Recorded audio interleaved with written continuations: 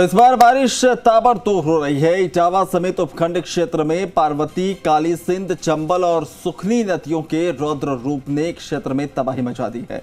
हर तरफ पानी ही पानी और पानी में फंसी जिंदगियां नजर आ रही हैं। कई गांव पानी में डूबे हुए हैं। लोग अपने आश्रयों को छोड़कर आश्रय स्थलों में परिवार के साथ शरण लेने पर मजबूर हैं। चंबल नदी अपने खतरे के निशान के कई मीटर ऊपर बह रही है। इससे सटे किरपुरा और रघुनाथपुरा गांव पूरी तरह से डूब चुके हैं, जलमग्न हो चुके हैं। हालात इस कदर हैं कि गुरला, म्याना, खरवन, आमलदा, गेता, राजपुरा, बम्बुलिया, थनवा और गोटरा समेत कई गांव टापू बन गए हैं। इनके निचले इलाके जलमग्न हो चुके हैं। इसी तरह पार्वती का जलस्तर भी खातोली कस्बे की बस्तियों में पहुंच चुका है और मदनपुरा गांव को प्रशासन ने पूरी तरह से एहतियातन खाली करा दिया है।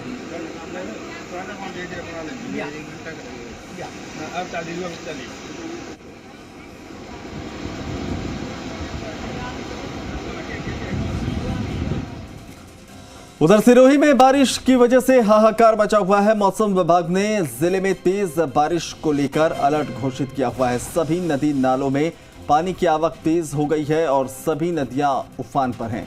माउंट आबू रोड समेत जिले में अलग अलग स्थानों पर सड़कें नदियों में तब्दील हो गई हैं। आबू रोड में निचली बस्तियों में पानी भरने लगा है। इस पर पुलिस और प्रशासन की मौजूदगी में वहां रहने वाले लोगों को बाहर निकालकर सुरक्षित स्थानों पर भेजा जाने लगा है। दिन भर जिला कलेक्टर डॉक्टर भंवरलाल और एसपी ममता गुप्ता के नेतृत्व में जिले के प्रशासन, पुलिस के अधिकारी लगातार इस बारिश से उत्पन्न हालातों का सामना कर रहे हैं। अधिकारी कर्मचारी भूखे प्यासे रहकर लोगों को सुरक्षित स्थानों पर पहुंचा रहे हैं। इधर काछोली नदी में 2 युवकों के बहने का वीडियो सोशल मीडिया पर वायरल हुआ था, जिनमें से एक युवक को टीम ने बचा लिया।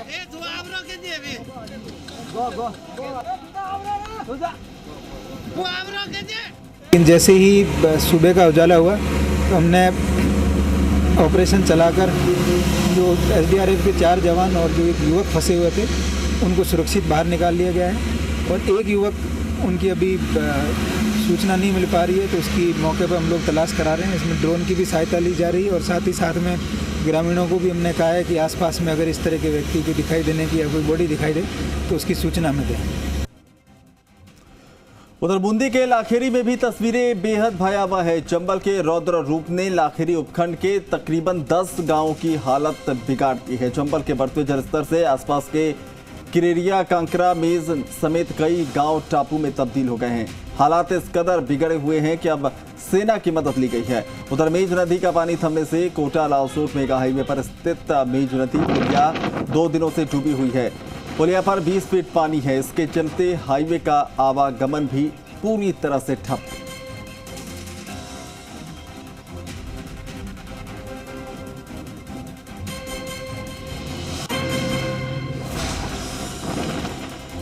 उधर राजधानी जयपुर और टोंक की लाइफलाइन कही जाने वाली बीसलपुर बांध अब छलकने के कगार पर है।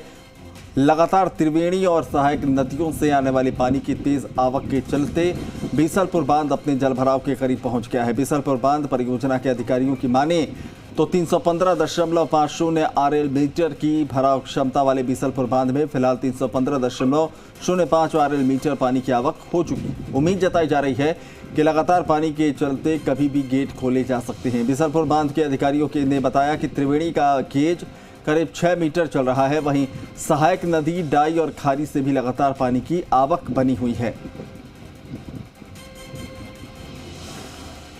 राजधानी जयपुर और गुलाबी शहर की लाइफलाइन कहा जाने वाला टोंक जिले का बीसलपुर बांध अब छलकने को तैयार है। अपनी भराव क्षमता के करीब पहुंचे इस टोंक जिले के बीसलपुर बांध में फिलहाल 314.98 आरएल मीटर का जो पानी है वो भर चुका है और बीसलपुर बांध के अधिकारी लगातार इस पर निगरानी बनाए हुए हैं। सबसे बड़ी बात यह है कि लगातार जो इसकी सहायक नदियां हैं, त्रिवेणी में लगातार तेज आवक जारी है। ये त्रिवेणी का जो वेग है 6 से 7 मीटर का बताया जा रहा है, जिससे लगातार बीसलपुर बांध में पानी की तेज आवक बनी हुई है।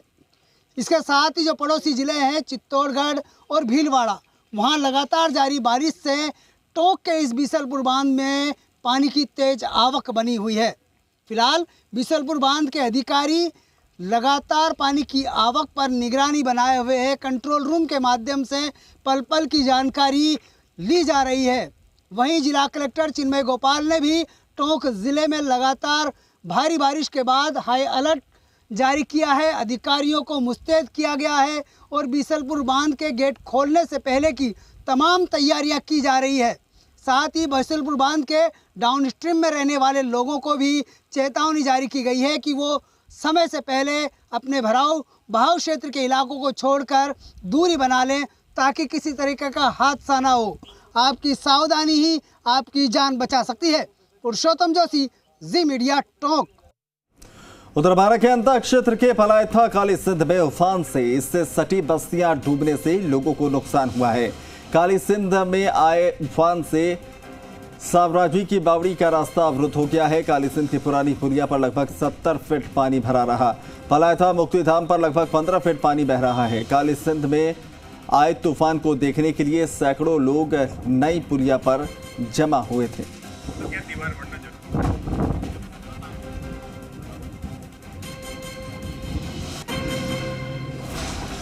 उधर जैसलमेर में भी बारिश की वजह से हालात बुरे हैं। रामगढ़ के नहरी क्षेत्र में हुई बारिश ने जमकर कहर बरपाया है। नहरी क्षेत्र के मुरब्बों में उगी फसलें जलमग्न हो गई। ऐसे में किसानों के माथों पर चिंताओं की लकीरें साफ नजर आ रही हैं। भारी बारिश की वजह से किसानों की उम्मीदों पर पानी फिरता नजर आ रहा है। पानी का तेज बहाव माइनर झेल नहीं पाया और करीब 20 फीट टूट गया। माइनर टूटने से तेज गति से निकला पानी मुरब्बों में पहुंच गया और अपने साथ फसलों को बहा ले गया।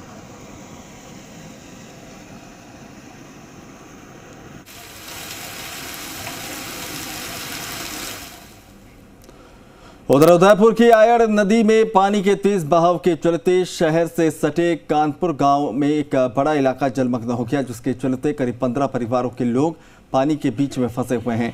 नदी में आए तेज पानी से नदी किनारे सटे खेतों में 6 से 60 फुट तक पानी भरा, जिससे करीब 15 परिवार के लोग अपने मवेशियों के साथ घरों में ही फंस गए। देर रात कलेक्टर ताराचंद मीणा और कांग्रेस नेता विवेक कटारा समेत प्रशासनिक अमला मौके पर पहुंचा और लोगों को बाहर निकालने का प्रयास किया।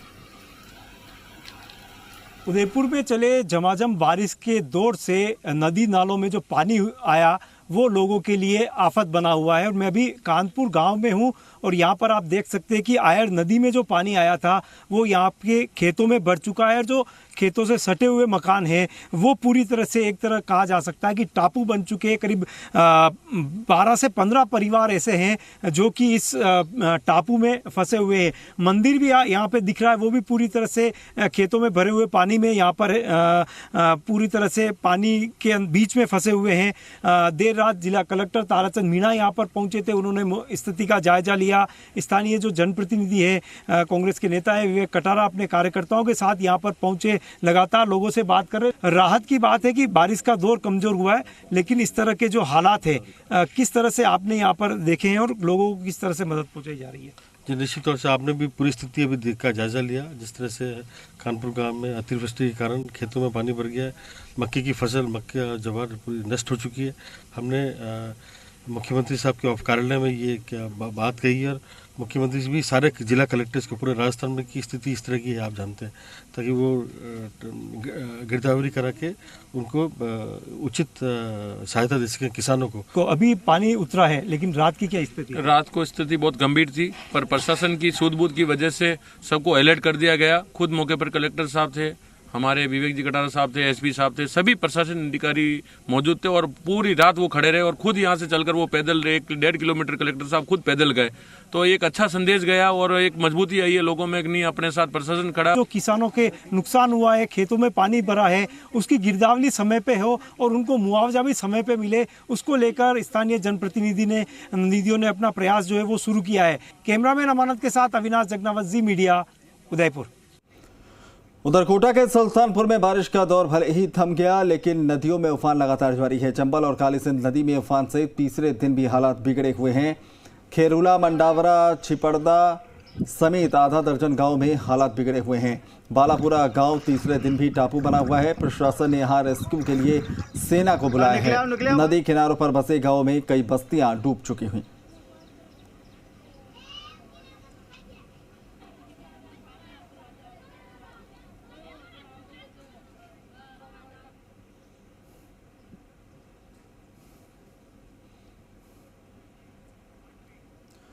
उधर चित्तौड़गढ़ के गंभीरी बांध के 4 बड़े और 6 छोटे गेट खोलने पर गंभीरी नदी का जलस्तर बढ़ गया, जिससे रोडवेज बस स्टैंड वाली सड़क को पुलिया की तरफ से दोनों तरफ आने जाने वाले यातायात को पुलिस प्रशासन की ओर से कुछ घंटों के लिए बंद कर दिया गया। तो वहीं शहर में नई पुलिया के नाम से पहचान रखने वाली महाराणा प्रताप पुलिया की ऊंचाई HFL से लगभग 5 फीट ज्यादा होने से इस पर यातायात जारी रखा गया, जिससे शहरवासियों ने नई पुलिया पर पहुंचकर गंभीरी नदी के उफान का जमकर लुत्फ उठाया। गंभीरी नदी के पानी के उफान ने एक निजी होटल के द्वारा कुछ समय पहले नदी के तट पर अतिक्रमण कर बनाई गई दीवार को कागज के पत्तों के समान ढांककर अपने अंदर समा लिया।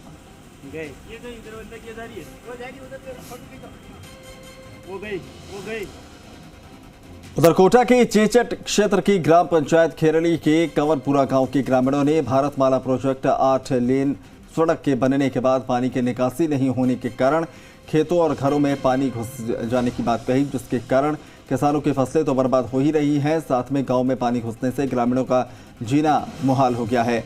सूचना पर पहुंचे रामगंज मंडी उपखंड अधिकारी विनोद कुमार ने मौका मुआयना कर पानी की निकासी करने की बात कही। ज़्यादा बरसात की वजह से कंवरपुरा गांव में पानी भर गया था। कल ही हमारे यहाँ पर टीम आ गई थी और हमने मौका देख लिया था। आज हम NH के अधिकारी के साथ हमने विजिट किया है। समस्या ये है कि यहाँ पर ज़्यादा बरसात होती है तो नदी पानी को पूरा लेती नहीं है और पानी फैल के निकलता है। तो यहाँ पे हमारी जो निकासी का